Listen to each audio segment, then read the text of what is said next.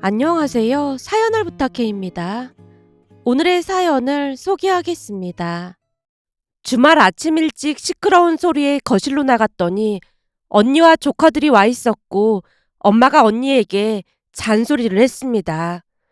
오늘 같은 날은 정사방이랑 바람도 쐬고 그러지 대체 어딜 간다는 거야? 친구들이랑 오래전부터 약속한 거라 꼭 가봐야 해. 원래 그이가 봐주기로 약속했는데 갑자기 회사에 일이 생겨서 잠깐 나갔다 온다고 하더라고. 그러니까 그이 올 때까지만 엄마가 봐줘.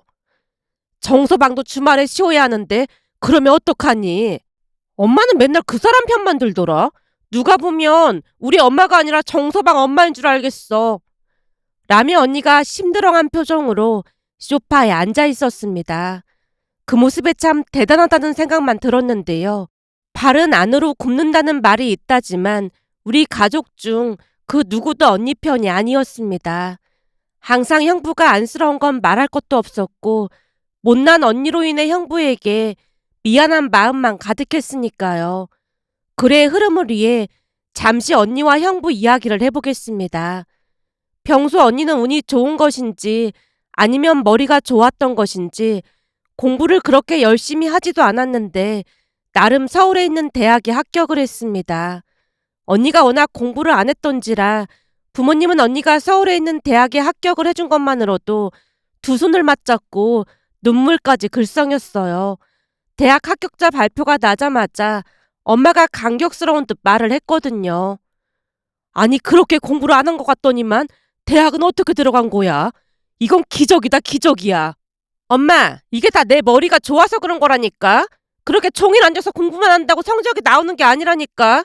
사람은 말이야, 이 공부 머리가 타고나야 하는 거야. 라며 언니가 한심하다는 듯이 저를 바라봤는데요. 저는 언니와는 다르게 내내 열심히 공부를 했으니까요. 언니 눈에는 그런 제가 한심해 보였던 것 같았습니다. 공부를 하고 있으면 오며 가며 제게 빈잔을 주곤 했으니까요. 암튼 공부에 그다지 관심조차 없던 언니가 서울에 있는 대학에 합격을 한 건 기적과도 같은 일이었고 언니에게 있어서는 보기 드문 미담으로 우리 가족뿐만 아니라 친척들의 입을 통해 회자가 되고 있을 정도였습니다. 그렇게 대학에 입학을 했는데 언니는 여전히 공부에는 관심이 없었기에 성적이 그다지 좋은 편도 아니었지만 무슨 대운을 타고난 것인지 졸업하고 얼마 뒤 중견기업에 취업까지 했습니다. 언니 성적으로 취업은 어림도 없다고 생각했던 부모님이 다시 한번 놀란 채 언니에게 몇 번이나 물었습니다. 진짜 그 회사에 합격을 했단 말이야? 그렇다니까. 나 대단하지. 대학 내내 학점이 좋았던 내 동기들은 다 떨어지고 나만 붙었어. 아무래도 내가 천운을 타고난 것 같아. 언니가 신나서 떠들어대는 모습에 엄마가 넋이 나간 표정으로 다시 물었습니다. 그러니까 네가 거기에 어떻게 합격을 했냐고. 이건 도무지 말이 안 되는 거잖아. 너 뭐 잘못 들은 거 아니야? 내가 잘못 듣긴 뭘 잘못 들어. 그러니까 불합격을 합격으로 잘못 들은 거 아니냐는 거지. 아니 그 회사가 작은 회사도 아니고 나름 중견기업인데 면접관 정신이 어떻게 된 것도 아니고 대체 너를 왜 뽑아? 엄마 무슨 말을 그렇게 해. 내가 오죽하면 그러겠어. 대체 면접을 어떻게 받길래 합격을 했지? 라며 엄마가 의심 가득한 눈빛으로 언니를 바라봤지만 언니의 합격은 사실이었기에 얼마 뒤부터 출근을 했습니다. 어느 날은 고모가 찾아와서 놀란 표정으로 엄마와 대화를 했어요. 언니, 내가 볼 때 영주 쟤는 운을 타고났나 봐요. 분명히 공부를 안 하는 것 같았는데 대학도 그렇고 회사도 잘 들어갔잖아요. 우리도 그게 좀 미스테리한 부분이긴 해요. 지방대만 들어가줘도 소원이 없겠다고 그렇게 빌었는데 인서울이 웬 말이겠어요. 내가 볼 땐 그나마 언니 머리를 닮아서 그런 게 아닌가 싶어요. 오빠 머리 닮았어 봐요. 인서울은 어림도 없다니까요. 오빠 머리가 어디가 어때서요? 알면서 뭘 물어보고 그래요. 원래 우리 집안이 공부 쪽으로는 영 아니었잖아요. 근데 영주는 그렇다 쳐도 효주가 공부 잘하는 거 보면 이건 100% 언니 머리를 닮은 거라니까요. 사실 예전에 오빠가 그랬거든요. 언니가 얼굴도 예쁜데다가 머리도 좋아서 꼬시느라 엄청 힘들었다고요. 그나마 언니 덕분에 유전자가 업그레이드된 게 확실해요. 그렇지 않고서 영주가 어떻게 인서울을 하겠어요? 라며 고모가 어찌나 심각한 표정으로 말을 하던지 엄마뿐만 아니라 저도 할 말을 잃고 말았는데요. 사실 고모 말이 전혀 틀린 말은 아니었습니다. 친척들 중에 서울로 대학을 간 사람은 우리 언니가 처음이었고 몇 년 뒤 제가 명문대에 합격을 하는 바람에 축하 파티까지 했으니까요. 그랬기에 고모뿐만 아니라 친척들 모두 우리가 엄마 머리를 닮은 게 확실하다며 굳게 믿고 있었습니다. 그 와중에 언니가 중견기업에 취업까지 했으니 그것만으로도 가문의 영광이었다고 해야 할까요? 그렇게 언니는 여기저기에서 어마어마한 축하금까지 받았습니다. 작은아빠뿐만 아니라 고모 두 분까지 축하금을 두둑히 챙겨주셨거든요. 친척들에게 돈을 받아 챙긴 언니가 기쁜 목소리로 말했어요. 완전 대박이야. 회사 출근할 때 예쁜 옷 입고 출근하라고 돈을 이렇게나 많이 주셨다니까? 난 뭐 한 것도 없는데 완전 울트라 초 대박 났어. 그걸 뭐 한다고 받고 난리야. 나도 안 받으려고 했는데 억지로 주시는 걸 어떡해? 그럼 첫 월급 타면 선물 하나씩 챙겨드릴 생각해. 알았어. 아무래도 난 운을 타고났나 봐. 라며 언니가 좋아서 어쩔 줄을 몰라 했습니다. 그런데 한 3달 정도 회사를 다니던 언니가 가족들을 앉혀놓고 갑자기 통보했어요. 아무래도 나 회사 그만둬야 할 것 같아. 뭐? 그 좋은 회사를 왜 그만둬? 과일을 먹던 엄마가 놀란 채 소리쳤는데요. 그냥 다녀보니까 나랑 안 맞아도 너무 안 맞는 것 같아. 일도 재미없고 그래서 그만두려고. 아버지는 몇십 년을 다녀도 군소리 안 하고 다니고 있구만. 네가 회사를 얼마나 다녔다고 그런 소리를 해. 잔말 말고 계속 다닐 생각해. 그 회사 그만두면 누가 널 뽑아주기라도 할 것 같아? 엄마의 표정이 돌연 싸늘하게 굳어졌지만 언니도 지지 않고 말했습니다. 이미 회사에 그만둔다고 말했어. 뭐? 너 미쳤어? 회사 다니는 게 무슨 장난인 줄 알아? 그런 말은 100번도 더 생각해보고 꺼낼까 말까 해야 하는데 그렇게 쉽게 말을 꺼내면 어떡해? 재미가 없는 걸 어떡해? 거기다 맨날 기한제 잘못 올렸다고 잔소리한단 말이야. 내가 자기들보다 똑똑한데 막 뭐라고 하잖아. 치사해서 못 다니겠는 걸 어떡해? 일을 배워가면서 하는 거지. 처음부터 잘하는 사람이 어딨어. 내일 회사 가서 죄송하다고 하고 다시 다닌다고 말해. 알았지? 싫어. 이미 다 말했는데 어떻게 그래. 그냥 회사 그만두고 다른 거 도전해 볼 거야. 침울한 엄마와는 달리 언니가 너무나 해맑은 표정으로 말했는데요. 그 모습에 짜증이 났던 것인지 엄마가 버럭했습니다. 네 주제에 도전하긴 뭘 도전해. 엄마, 내 머리 정도면 뭐든 할 수 있으니까 아무 걱정하지 말고 있어봐. 사실은 내 친구가 이번에 공무원 시험에 합격했거든? 근데 일도 나름 편하고 좋다고 하더라고. 남의 떡이 더 커 보이는 것 뿐이야. 공무원도 일이 얼마나 힘든지 알기나 해? 그리고 공부도 지지리도 안 하면서 공무원 시험은 무슨 공무원 시험이야. 내가 얼핏 책을 좀 봤는데 한번 해볼만 하겠더라고. 내가 꼭 합격할 테니까 기다리고 있어봐. 라며 언니가 자신만만한 표정으로 말했는데요. 언니 생각은 확고해 보였기에 그 누구도 말릴 수가 없었습니다. 그 뒤 언니는 회사를 그만두고 질극 공무원 시험 준비를 했지만 생각보다 만만치가 않았던 것인지 도중에 9급으로 바꿔서 공부를 했고 그나마 공부를 하긴 했던 모양인지 2년 만에 합격을 했습니다. 비록 월급이 많은 편은 아니었지만 언니는 나름 만족하며 다니는 듯해 보였어요. 다행히 일반 회사보다는 공무원 생활이 더 맞다고 했으니까요. 그러다가 형부를 만나서 결혼까지 했는데요. 전 형부를 인사시키던 날 부모님 표정이 잊혀지지가 않습니다. 형부가 돌아가자마자 엄마가 놀란 채 물었거든요. 아니 저런 멀쩡한 사람을 어디서 데리고 온 거야? 봤지? 내가 완전 괜찮은 사람이라고 했잖아. 내가 진짜 궁금해서 그러는데 하준이가 혹시 너한테 무슨 책 잡히고 그런 거 아니야? 책을 잡히다니? 그게 무슨 소리야? 아니, 하준이는 아무리 봐도 멀쩡해 보이는데 그런 사람이 너랑 결혼을 한다고 할 리가 없잖아. 너 혹시 하준이 약 좀 잡아서 협박하고 그런 거 아니냐고. 너 그러다 큰일 난다. 순간 엄마 표정이 어찌나 진지하던지 아빠와 제가 이를 악물고 웃음을 참아야만 했는데요. 엄마 말처럼 언니에 비해 형부가 멀쩡해도 너무나 멀쩡해 보였거든요. 가족들이 다들 이상한 눈빛으로 언니를 바라보자 언니가 억울하다는 듯이 대답했어요. 하준 씨가 먼저 좋다고 따라다녔단 말이야. 내가 막 협박하고 그런 거 아니라니까. 아무리 생각을 해봐도 이건 말이 안 되는 소리잖아. 대체 네가 어디가 좋다고 따라다니냔 말이야. 엄마, 지금 딸을 너무 무시하는 거 아니야? 무시하는 게 아니라 난 도무지 이해가 안 되니까 그렇지. 생각해봐라. 하준이처럼 착하고 듬직한 사람이 너를 왜 좋아하겠냔 말이야. 엄마가 고개를 갸우뚱거리는 모습에 언니가 입을 대빨래 민 채 방으로 들어가 버렸는데요.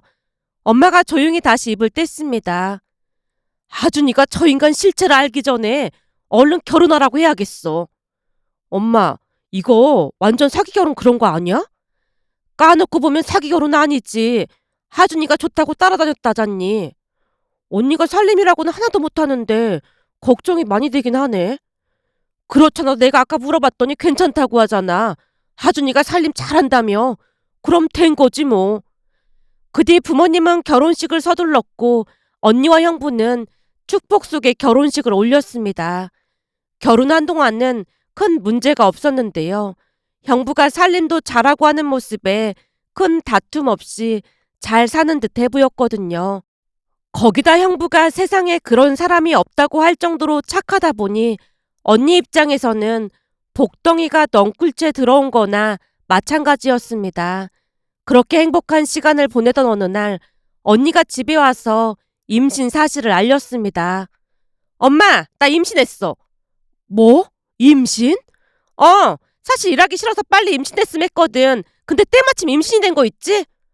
나중에 출산하고 나서 집에서 육아하다 보면 그냥 회사 다니는 게 낫겠다 싶을걸. 자식 키우는 일이 보통 힘든 일인 줄 알긴 하고 그런 소리라는 거야. 그이가 다 도와줄 건데 힘들 게 뭐가 있겠어.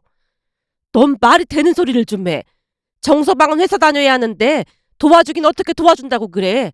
거기다 넌 휴직계도 낼 거 아니야. 그럼 네가 살림을 다 해야 하는 거지. 물론 정서방이 육아를 도와주긴 하겠지만 막 부려먹고 그러기만 해봐. 라며 엄마가 언니에게 신신당부를 했지만 귀등으로도 듣지 않는 듯해 보였습니다. 아마도 그때 언니가 엄마 말을 새겨들었다면 험난한 길을 가지 않았을 텐데 하는 생각마저 들었답니다. 그날 언니는 휴직계를 낼 생각에 신나서 돌아갔고 집을 나서는 언니를 보며 걱정스레 말을 꺼냈어요. 엄마, 언니 붙잡아 놓고 정신교육 그런 거라도 시켜야 하는 거 아니야? 형부도 사람인데 시간 지나면 엄청 짜증낼 것 같은데? 그래, 알았어. 엄마가 다시 알아듣게 말할게. 라며 엄마가 긴 한숨을 내쉬었는데요. 우리 가족은 항상 언니로 인해 노심초사하며 살아야 했습니다. 특히나 엄마는 항상 언니 걱정뿐이었고 오죽했으면 두 사람이 신혼여행에서 돌아오자마자 형부에게 사돈어르신 두 분 생신 날짜를 미리 확인까지 했거든요. 그 모습에 이상한 생각이 들어 제가 엄마에게 물었어요. 엄마, 원래 사돈 생일을 챙기고 그러는 거야? 그게 아니라 네 언니가 사돈 양반 두 분 생일을 못 챙길까봐 엄마라도 알고 있어야 할 것 같아서 그래. 그걸 언니가 챙겨야지 엄마가 왜 챙겨? 내가 오죽하면 이러겠니? 너라면 걱정할 것도 없겠지만 네 언니는 영 불안해서 견딜 수가 있어야지. 그런 건 언니한테 잘 챙기라고 가르쳐야 하는 거지. 엄마가 언제까지 챙겨주려고 그래? 혹시나 잊고 지나칠까 싶어서 기억해두는 것뿐이야. 라며 엄마가 말을 아끼는 모습이었습니다. 그 뒤 시간이 지나 안사돈 어르신 생신날이 다가왔지만 역시나 언니는 기억조차 못하고 있었고 엄마가 언니에게 야단을 치는 듯 해 보였습니다. 내가 시부모님 생신은 꼭 기억하라고 몇 번이나 말했잖아. 기억하고 있었는데 깜빡했지. 근데 나를 낳아준 건 엄마 아빠인데 내가 왜 시부모님 생신까지 신경을 써야 하는 거야? 뭐? 너 지금 뭐라고 했어? 아니 그렇잖아. 난 내가 왜 시부모님까지 일일이 신경을 써야 하는지 도무지 이해가 안 된단 말이야. 언니가 짜증 섞인 목소리로 투덜대는 모습에 결국 엄마가 버럭했어요. 넌 대체 머릿속이 어떻게 생겨먹었길래 그런 생각을 하는 거니? 네 말대로라면 내가 정서방을 낳아준 것도 아닌데 정서방은 내 생일을 왜 챙겼겠어? 넌 대체 생각이라는 걸 하고 말하는 거니? 아, 그렇네. 그이도 엄마 생신 챙겼구나. 너 잘 들어. 세상에 정서방 같은 사람 없으니까 항시 시부모님께 효도하고 살 생각해. 내가 널 낳았지만 깝깝하다 깝깝해. 라며 엄마가 언니를 있는 대로 노려봤습니다. 그나마 그때까지는 엄마 말을 듣는 듯해 보였지만 첫째 조카를 출산하고 나서 얼마 지나지 않아 또다시 임신을 했고 시간이 지나면서 점점 막무가내가 되어갔습니다. 어느 날 집에 온 언니가 신난 표정으로 말을 꺼냈어요. 엄마, 나 계속 임신하고 휴직했으면 회사도 안 나가도 되고 너무 좋을 것 같아. 둘째 낳고 나서 셋째도 낳을까 생각 중이야. 그이가 워낙 착해서 육아도 다 도와주고 퇴근하고 오면 집안 살림까지 다 해줘서 난 별로 할 것도 없거든. 정서방도 힘드니까 집안일은 네가 하라고 몇 번이나 말했잖아. 임신까지 해서 힘든데 내가 집안일을 어떻게 해. 정서방 퇴근해서 오면 밥은 차려주고 있는 거지? 밥? 내가 밥을 왜 차려줘? 알아서 차려 먹는 거지. 네가 전업주부인데 퇴근하고 온 사람한테 따뜻한 밥 한 끼는 차려줘야 할 거 아니야. 그이가 퇴근하고 와서 내 밥까지 다 챙겨줘서 괜찮아.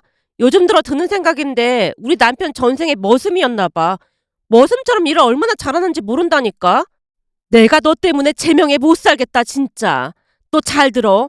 정서방같이 착한 사람이 한번 화났다 하면 진짜 무서운 법이야.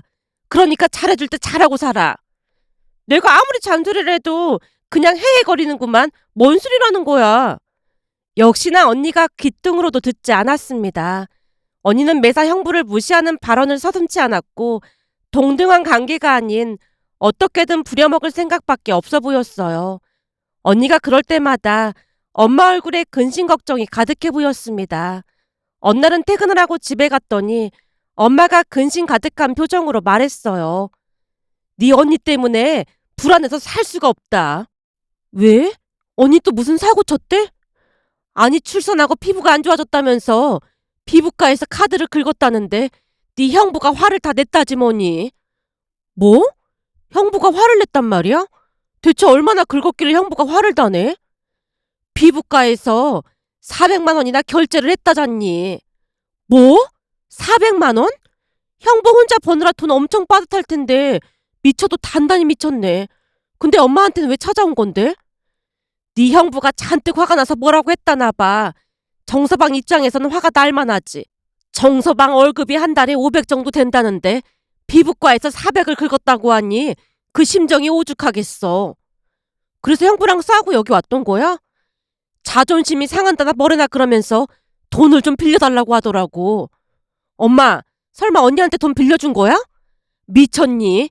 된통 당해보라고 안 빌려줬지. 안 그랬다가는 계속 그러고 다닐 것 같아서 말이야. 잘했네. 근데 언니 진짜 개념 없다.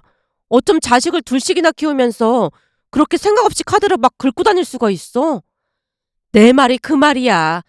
내가 영주 그것만 생각하면 잠이 안 온다. 엄마가 긴 한숨을 내쉬었는데요. 엄마가 언니와 있었던 일에 대해 자세히 설명해 줬습니다. 엄마 말에 의하면 언니가 피부과에서 카드를 긁었다는 말에 처음에는 형부가 조용히 타이른 모양이었어요. 여보, 내 월급이 500인데 피부과에서 400씩 카드 긁고 다니는 건 좀 아닌 것 같아. 앞으로는 조금만 아껴서 생활하자. 그러니까 당신이 돈을 더 벌어오면 되는 거잖아. TV에서 보니까 어떤 남편들은 퇴근하고 투잡도 뛰고 그러던데 당신도 그러면 안 돼? 당신 월급으로는 평생 벌어도 지질이 궁상으로 살아야 한단 말이야. 아니다. 그러지 말고 시부모님께 좀 보태달라고 하면 안 돼? 우리 부모님이 돈이 어딨다고 그런 소리를 해. 없긴 왜 없어. 땅도 가지고 계시고 그러잖아. 그 땅이라고 해봐야 얼마 되지도 않고 거기다 농사 짓고 사시는 분들한테 어떻게 땅을 팔아서 보태달라고 해.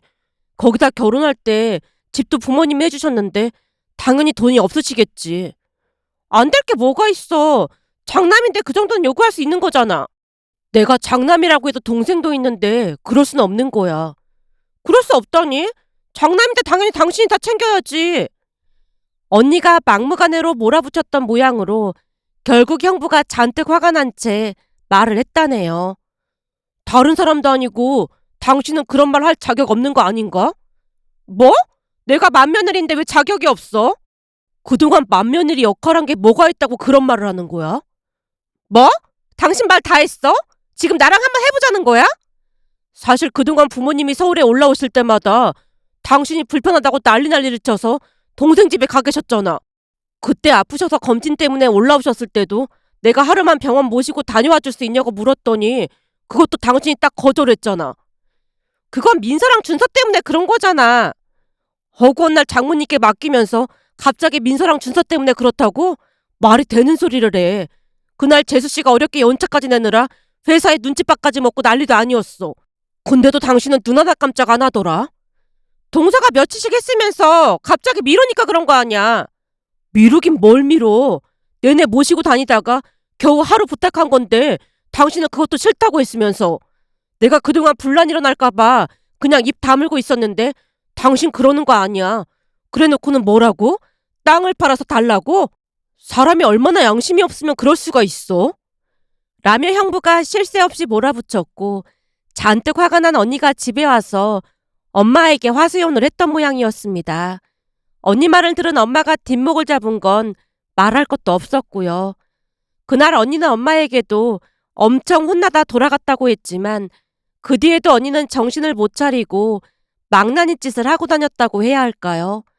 그날도 주말 아침 언니가 조카들을 맡기고 친구들을 만나러 가는 모습에 엄마가 언니를 몇 번이나 뜯어말렸지만 역시나 귓등으로도 듣지 않았습니다. 그리고 결국 그 일로 인해 언니의 앞날에 가시밭길이 펼쳐질 줄 누가 알았겠습니까? 그 사건은 잠시 후 형부가 집에 오면서 시작이 됐습니다. 평소 형부의 모습과는 다르게 잔뜩 인상을 쓰고 집에 들어오는 모습에 엄마가 안절부절 못한 채 형부에게 물었어요. 정서방, 혹시 어디 아픈 건가? 아닙니다. 라며 형부가 싸늘한 눈길로 엄마를 향해 냉랭하게 대답을 했습니다. 그런 형부를 보며 더욱 초조해진 엄마가 걱정스레 다시 물었어요. 정서방, 아픈 게 아니라면 무슨 일 있는 건가? 괜찮으니까 나한테 말해보게. 장모님, 저는 지금껏 가정을 지키기 위해 최선을 다했습니다. 형부가 비장한 표정으로 또박또박 말을 하는 모습에 엄마가 사색이 된 채 대답했습니다. 그럼 세상에 자네 같은 사람이 어딨다고. 자네가 노력한 거 우리가 왜 모르겠나. 근데 말입니다. 이게 혼자만 노력한다고 될 일이 아닌 것 같습니다. 사실 오늘 우리 부모님이 올라오시기로 되어 있거든요. 뭐? 사돈양만 두 분이 올라오신다고? 네. 내일이 사촌동생 결혼식이라 올라오셔서 우리 집에서 하룻밤 주무시고 결혼식장으로 가기로 했거든요. 사실 그동안 집사람이 싫어해서 우리 집에 오신 적이 한 번도 없었지만 그럴 수 있다고 이해하려고 했습니다. 뭐? 그럼 그동안 사돈양만 두 분은 어디서 지내셨는데? 제 동생 부부 집에서 지냈습니다. 근데 매번 그러니까 재수 씨한테 너무 미안하더라고요. 그래서 이번에는 우리 집에서 주무시라고 말씀드려놨는데 집사람이 여기에 민서랑 준서 맡기고 친구들이랑 여행 갔다고 하더라고요. 뭐? 여행? 네, 친구들이랑 부산으로 여행 갔답니다. 부산? 이런 정신 나간 미친! 순간 엄마가 급히 말을 멈췄는데요. 금방이라도 엄마 입에서 비속어가 튀어나와도 이상하지 않을 그럴 상황이었으니까요. 아무리 팔은 안으로 굽는다지만 정신 나간 언니의 행동은 100번, 1000번을 생각해봐도 도무지 이해할 수가 없었습니다. 결국 엄마가 형부에게 사과했어요. 정서방, 이게 다 내 잘못이네. 내가 잘못 가르쳐서 그런 거야. 아닙니다. 처가댁 가족들에게는 불만이 하나도 없는걸요. 내가 이놈의 인간을 아작을 내버릴 참이야. 결국 엄마 입에서 험한 말들이 터져나왔고 형부가 조용히 조카들을 데리고 돌아갔습니다. 그런데 다음날 저녁 때쯤 언니가 여행 가방을 들고 집에 들어왔어요. 언니가 왜 여기로 와? 집에 가야지. 나 쫓겨났어. 뭐? 쫓겨나다니 그게 무슨 말이야? 설마 형부한테 쫓겨났다는 말이야? 제가 놀란 채 언니를 뚫어져라 바라보고 있었는데요. 언니 입에서 기가 막힌 말들이 터져나왔습니다. 아니 집에 갔더니 비밀번호가 바뀌어 있더라고.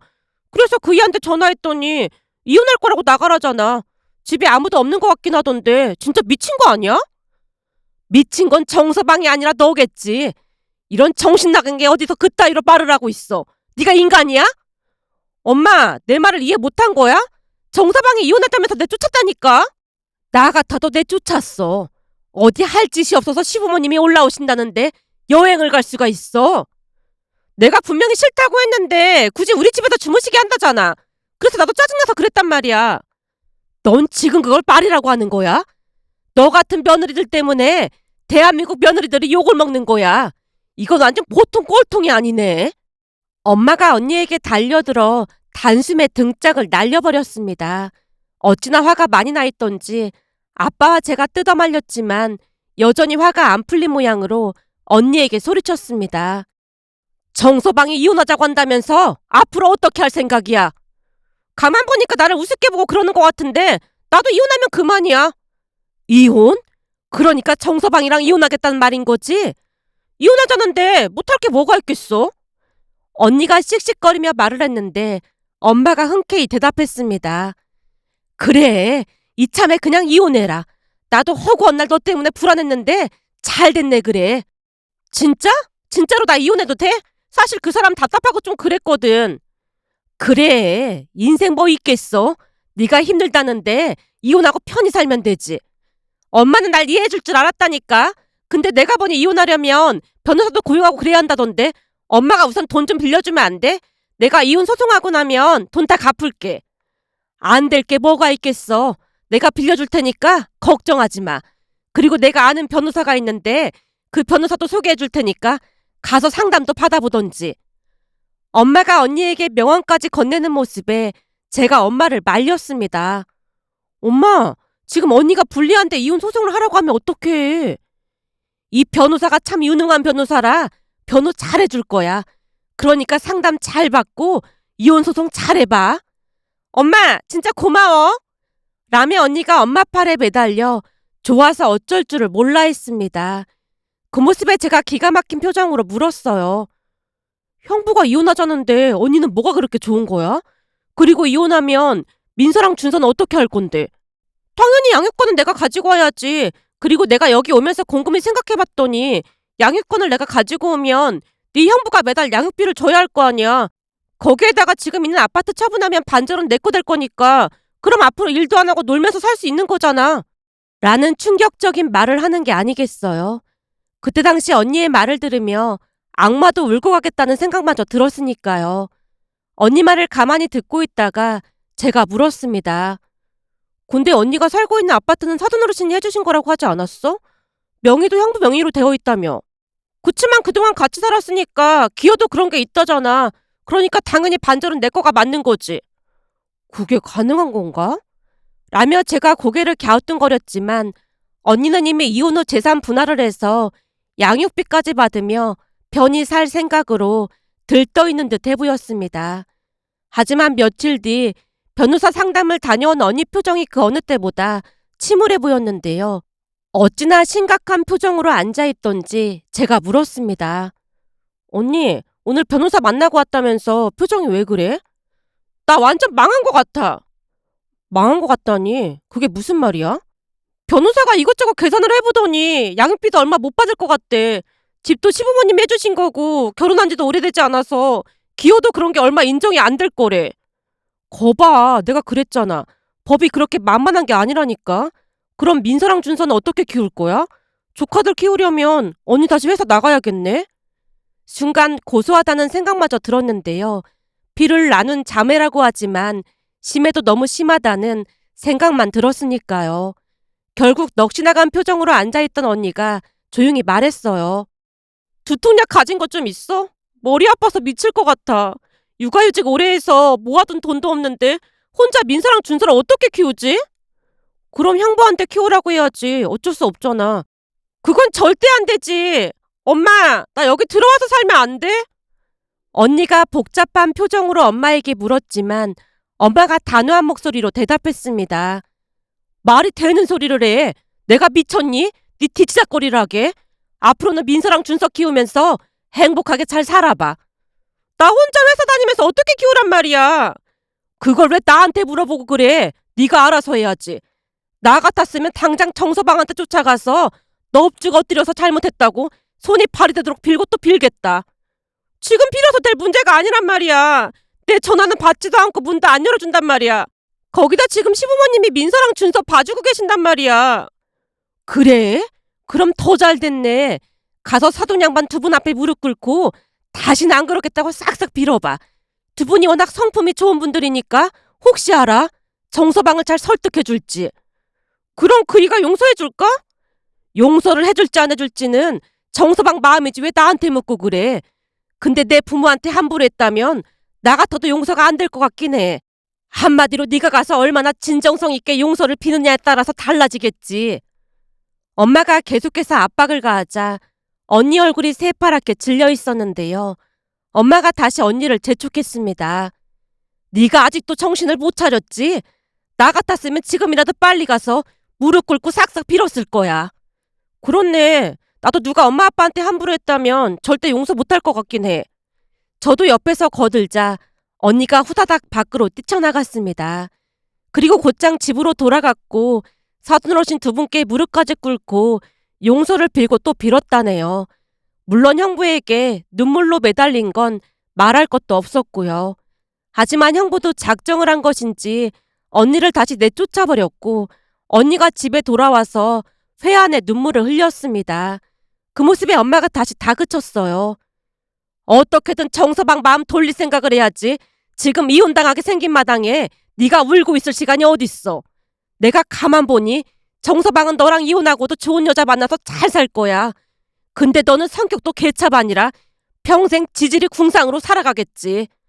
그러게 우리 언니 불쌍해서 어떡하냐. 혼자서 평생 민서랑 준서 키우다 보면 폭삭 늙을 텐데 피부도 엉망되고 진짜 큰일 났네. 제가 다시 부추겼고 언니가 혼비백산한 채 다시 집으로 돌아갔습니다. 하지만 다시 돌아온 언니가 눈물을 쏟으며 하소연을 했습니다. 어떡해. 무조건 이혼한다고 난리야. 그러게 처음부터 잘못했다고 빌었으면 형부도 이해해줬을 텐데 변호사 만나고 다니고 그 난리를 피웠으니 당연히 이혼한다고 그러겠지. 언니 진짜 이혼할 생각이었던 거야? 당연히 아니지. 그냥 네 형부 겁 좀 주려고 했던 건데 이렇게 나올 줄 몰랐지. 그래서 이제 어쩔 건데 형부가 문도 안 열어준다며. 나 어떡해. 큰일 났어. 언니가 대성통곡을 했는데요. 엄마가 한심하다는 표정으로 입을 열었습니다. 어떻게 하긴 뭘 어떻게 해. 정서방 화 풀릴 때까지 손이 발이 되도록 빌어야지. 아파트에서 기다리고 있다가 사돈 양반들 나오면 잘못했다고 손이 발이 되도록 싹싹 빌어봐. 라는 엄마의 말에 언니가 눈물을 훔치고 다시 집을 나섰습니다. 그렇게 언니는 몇 날 며칠을 오가며 빌고 또 빌었고 안 사돈 어르신이 문을 열어준 모양으로 집에 들어가서 손이 발이 되도록 빌었다고 합니다. 처음에는 눈도 똑바로 마주치지 않던 형부도 언니가 진심을 다해 빌어대는 모습에 조금씩 마음을 움직였다는데요. 그 뒤 언니는 마치 다른 사람처럼 변해갔습니다. 우선 얼마 뒤 회사에 다시 복귀를 했는데요. 아침 일찍 일어나서 형부 밥까지 차려준 건 물론이었고 형부 와이셔츠까지 싹 다 다려주고 나서 출근 준비를 한다고 했습니다. 어느 날 형부가 집에 찾아와서 걱정스레 말을 꺼냈어요. 장모님, 집사람이 매일 아침 밥상을 차려주는데 이게 편한 게 아니라 마음이 너무 불편하네요. 지금까지 띵가띵가 놀다가 이제서야 하는 건데 불편할 게 뭐가 있어. 자네가 그러니까 영주 그것이 아주 우습게 알고 그랬던 거야. 그러니까 자네도 맘 독하게 먹고 그냥 차려주는 대로 받아 먹어. 밥도 밥인데 와이셔츠도 싹 다 다려주고 같은 사람이 맞나 싶다니까요. 고맙긴 한데 한편으로는 미안하고 그렇네요. 글쎄 아무 소리 하지 말고 그냥 냅둬. 사람 편하는 게 보통 어려운 게 아니야. 그래도 노력은 하니 얼마나 다행이야. 그리고 사돈 양반 두 분께도 잘하고 있겠지? 그럼요. 우리 어머니 덕분에 이혼을 안 하게 됐다면서 아주 충성을 다하는 분위기예요. 그래도 사돈 양반한테 절대 만만하게 보이면 안 된다고 전하게. 이번 참에 단단히 버릇을 고쳐놔야 해. 그때 그 변호사가 아주 큰 역할을 했지 뭔가. 그러게요. 장모님 덕분에 요즘 살맛이 납니다. 라며 형부가 멋쩍게 웃다가 돌아갔는데요. 형부가 돌아가자마자 제가 놀란 채 물었습니다. 변호사 얘기는 뭐야? 친구 아들이 변호사인데 내가 부탁을 좀 해놨어. 혹시 찾아오면 현실을 직시할 수 있게 따끔하게 말을 해달라고 말이야. 뭐? 그럼 변호사까지 짜고 그랬단 말이야? 짜긴 뭘 짜고 그래. 냉혹한 현실을 그대로 말해주라고 했던 거라니까. 그럼 언니 버릇 고치려고 엄마랑 형부랑 짜고 그랬던 거네? 우리 둘만 짜고 그런 줄 알아? 어? 그게 무슨 말이야? 사돈 양반들도 적극 협조했다 그 말이야. 완전 작정하고 그랬구나. 근데 엄마 방법이 통하긴 했네. 언니가 완전 다른 사람이 됐잖아. 당연하지. 내가 네 언니를 낳았는데 그 속을 모를까 봐. 저 인간은 잔뜩 겁을 줘야 정신을 차린다니까. 라며 엄마가 옅은 미소를 짓고 있었습니다. 그 사건이 있은 지 5년이 지났지만 언니는 여전히 노력을 하며 열심히 잘 살고 있습니다. 문득 며칠 전 언니가 찾아와 엄마에게 요리 방법을 물어봤어요. 엄마, 갈비찜은 어떻게 해야 맛있어? 저번에 해봤는데 엄마가 해준 맛이 안 나더라고. 그리고 저번에 샀던 미역 있잖아. 그거 엄청 맛있던데 혹시 남은 거 있어? 미역은 갑자기 왜 찾고 그래? 조금 있으면 시어머님 생신이시잖아. 그래서 내가 생신상 차려드리기로 했거든. 그날 우리 집에 시댁가족들 다 모이기로 했는데 음식이 형편없으면 안 될 것 같아서 그렇지. 뭐? 네가 직접 생신상을 차려드린다고 했단 말이야? 그동안 어머니께 얻어먹기만 했는데 나도 뭔가 해드려야 할 것 같아서 그래. 이야, 우리 영주가 사람 됐네 사람 됐어. 살다 보니 이런 날도 오는구나. 라며 엄마가 한바구음을 짓고 있었는데요. 사람 쉽게 변하지 않는다는 말이 있다지만 스스로 변하려고 노력한다면 이렇게도 바뀔 수 있다는 생각이 들었습니다. 앞으로도 언니가 노력하며 지금 같은 마음으로 살아가길 간절히 바라봅니다. 오늘의 사연은 여기까지였습니다. 즐겁게 보셨다면 구독, 좋아요 부탁드립니다. 고맙습니다.